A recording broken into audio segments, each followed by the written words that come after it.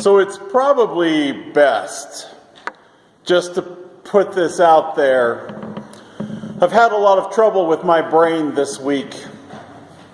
Last Sunday, before our worship even began in earnest, our choir offered us this wonderful, peppy, praisey little introit. We bring the sacrifice of praise into the house of the Lord. And my brain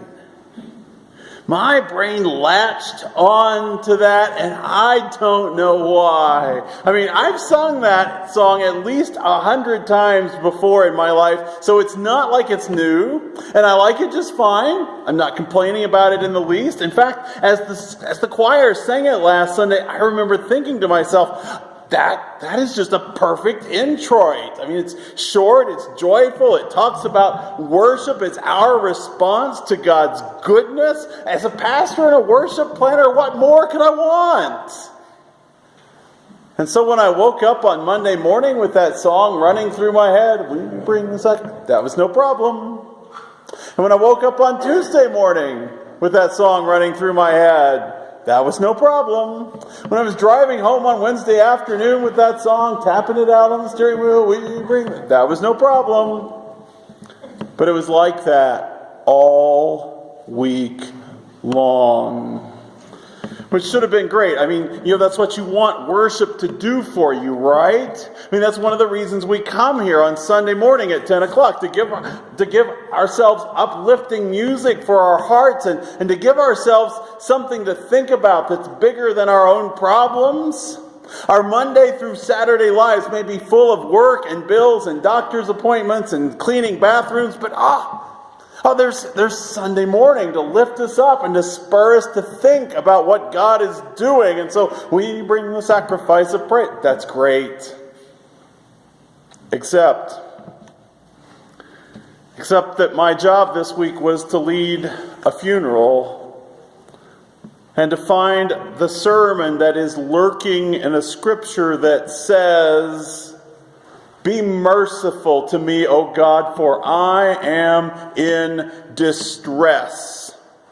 My eyes grow weak with sorrow. My soul and my body are weighed down with grief. My life is consumed with anguish, and my years with groaning. My strength fails. It fails because of my affliction. Even my bones, it's like they waste away. I am the scorn of all my adversaries, an object of dread to my acquaintances. Those who see me in the street flee. It's like they can't get away from me fast enough." I mean, it got so bad this week that at one point, and I swear I am not making this up, my brain decided to melt Psalm 31 and the sacrifice of praise together into this abomination, this peanut butter and tuna fish sandwich of theological misappropriation. And I literally caught myself singing, "I have become a broken dish, for my life is a terror. My bones are wasting all away. I'm an object of dread." I mean, that is just wrong. That isn't. But the problem is understandable. As you heard Manny say in his introduction to the scripture, nearly a third of the material we find in the book of Psalms are what Hebrew scripture scholar Walter Brueggemann calls Psalms of disorientation. Brueggemann means that these are Psalms for when your world is fallen apart and you can't figure out why your good and loving God has let this happen. It seems to me, though, that disorientation is just too nice a word. I think if it were up to me, I would call these the Psalms of being shattered. These are prayers for the times when life just takes you out at the knees, and there's no reason to think that it's going to get better. These are psalms for the night when the police show up at your door and tell you that your loved one is not coming home. These are psalms for the afternoon when your doctor takes you into his office, not the exam room, but all the way back into the office, and he sets you down and says, "I'm afraid I've got really bad news."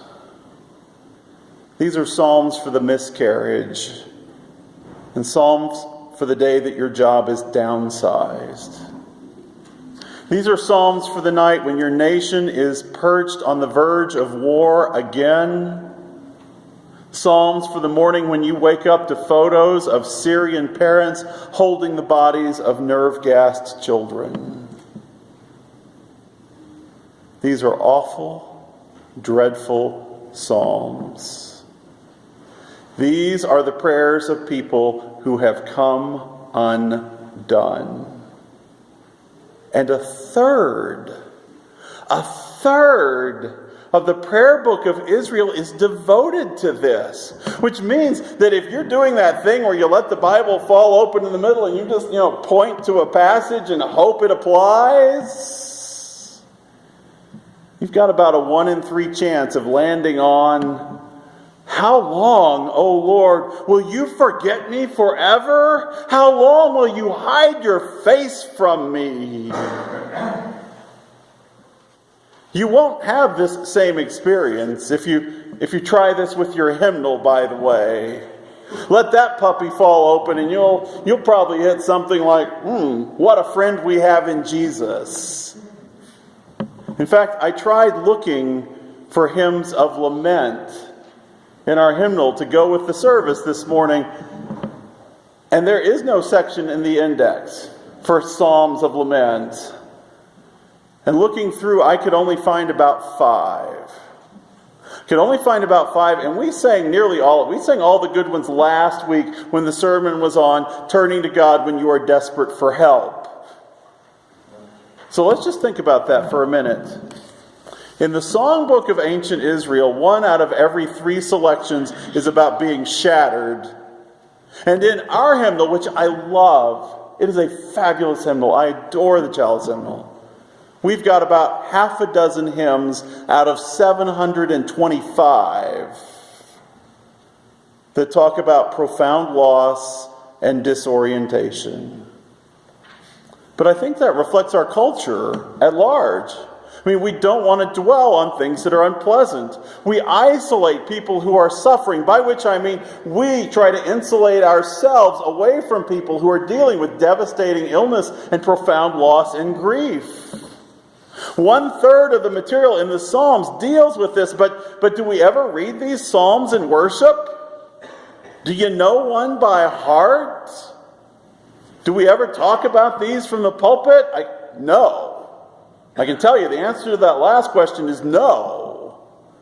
I've been your pastor for 23 years, and this is only the 2nd or 3rd time I can find in 23 years that I've tried to bring you a sermon from one of these psalms. And even then, my brain wants to turn it into a praise song.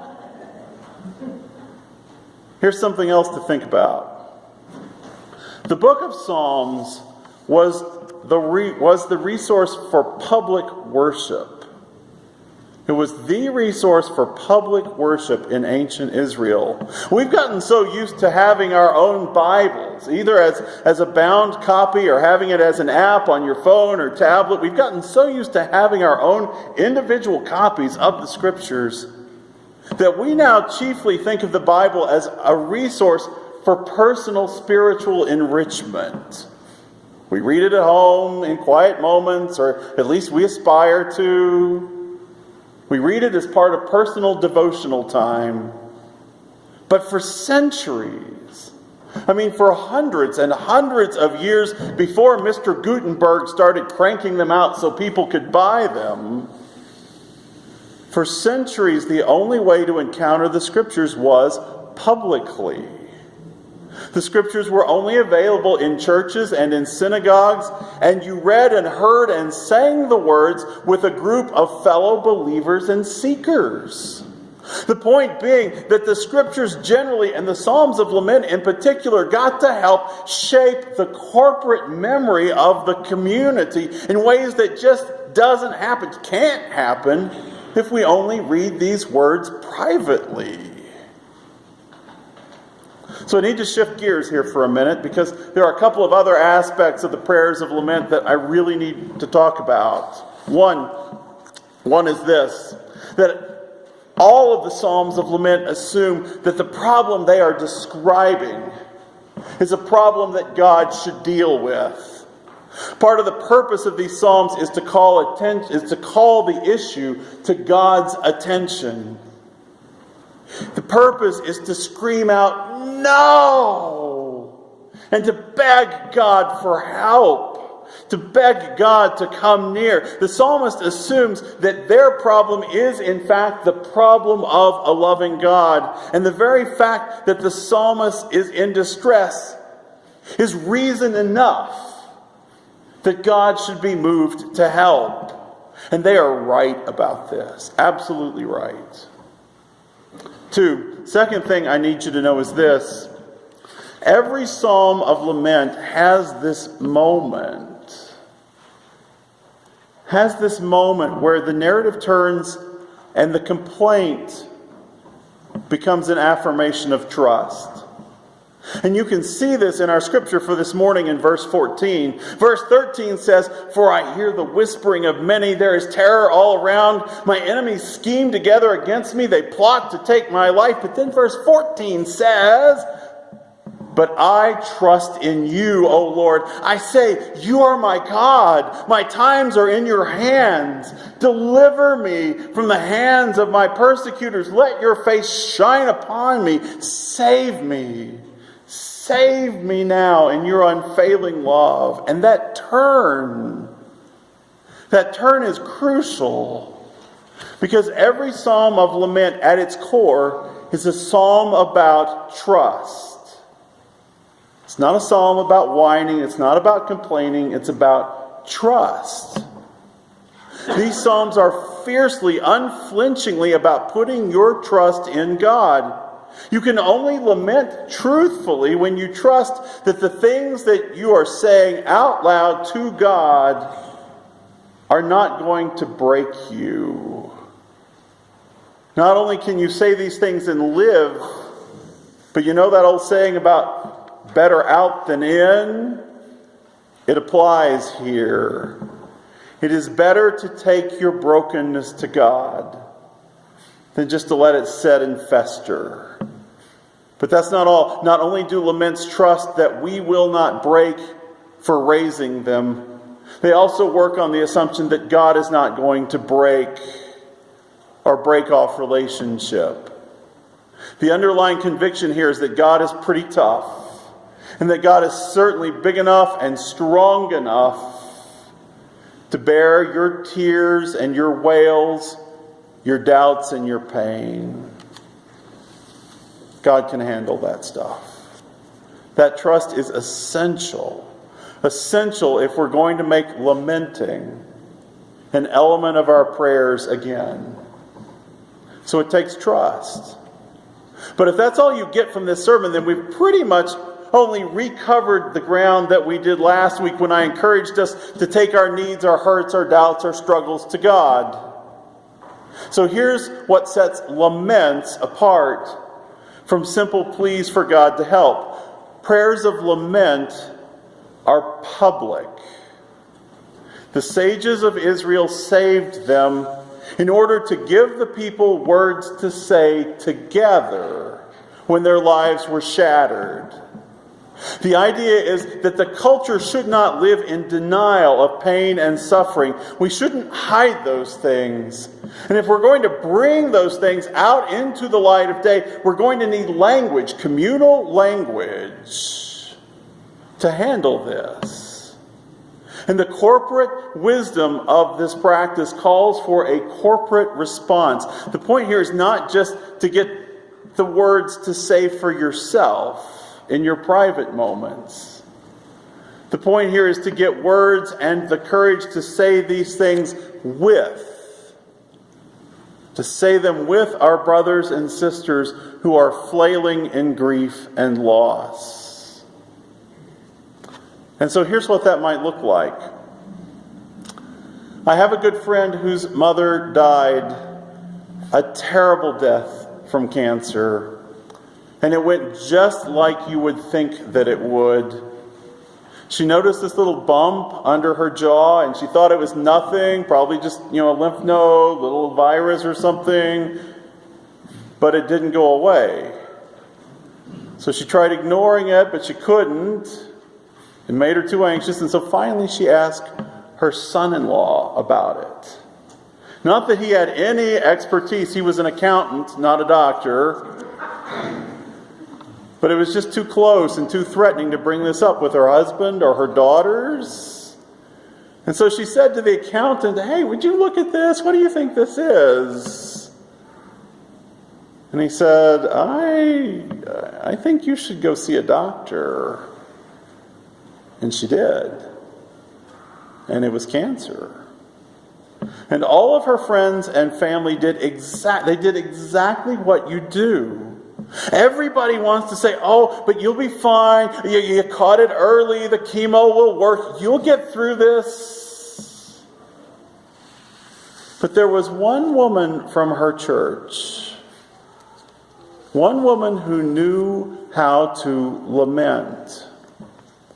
And so she sent my friend's mother a card, and on the inside she had written, "Oh, Thelma, my heart is on the floor.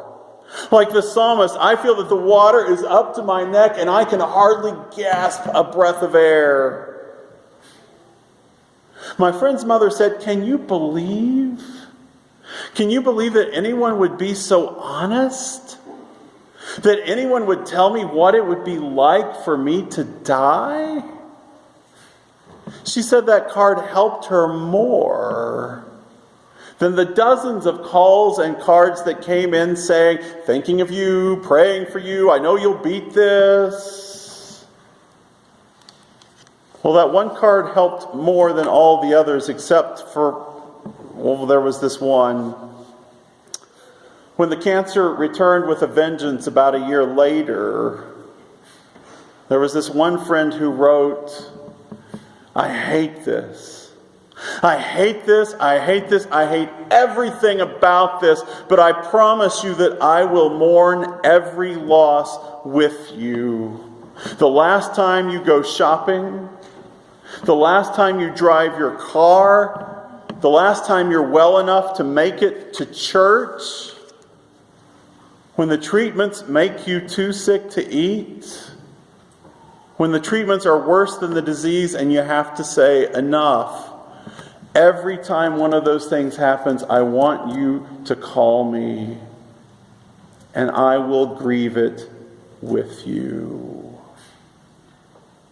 I will lament every one of those losses with you." Wow. I don't know about you, but I don't think I've ever written that to anyone. I don't think I know many people who are wise enough to do that. But the first time my friend told me this story, it made me brave.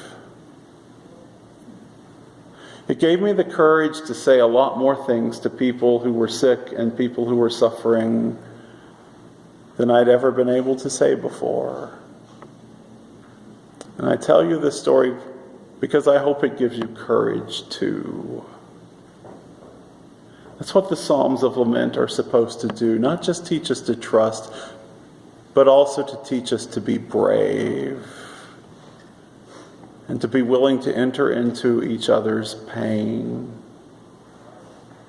and to raise those things to God, because that is the stuff of great prayer.